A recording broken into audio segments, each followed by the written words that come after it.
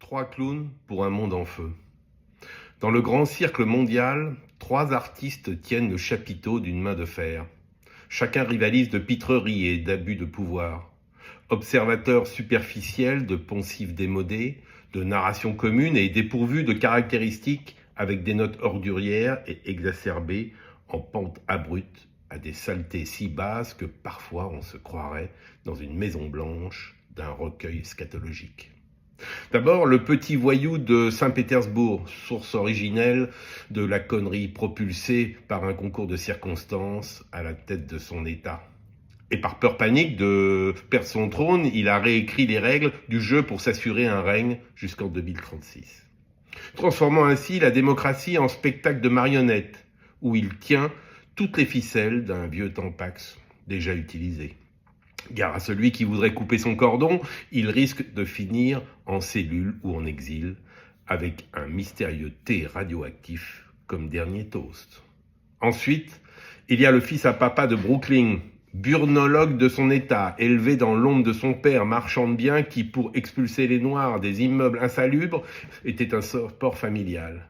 Il a grandi en lorgnant Manhattan comme le seigneur sur Tiffany convoitait un diamant. Homophobe et misogyne jusqu'au bout de sa cravate rouge, il s'est pourtant offert les services d'un avocat homosexuel pour l'aider à se tirer des pires embrouilles, comme quoi ses convictions tombent là où commencent ses intérêts. Et enfin, l'excentrique à l'âme échappée de l'asile Paypal, milliardaire et autoprogrammé génie, mais incapable de construire un grille-pain sans exploiter une armée d'ingénieurs, ce puceau de la pensée est à son 14e enfant, et aucun n'est de lui. Mais qu'importe, l'ego est satisfait.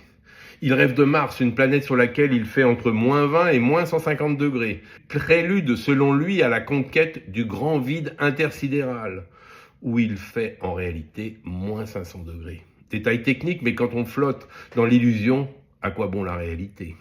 Pendant ce temps, ici-bas, il prêche le transhumanisme et l'éveil métaphysique sous méta, tout en exploitant ses ouvriers comme un vulgaire esclavagiste 2.0. Trois clowns et trois ambitions délirantes et un monde qui vacille entre guerre, inégalité et fuite en avant technologique.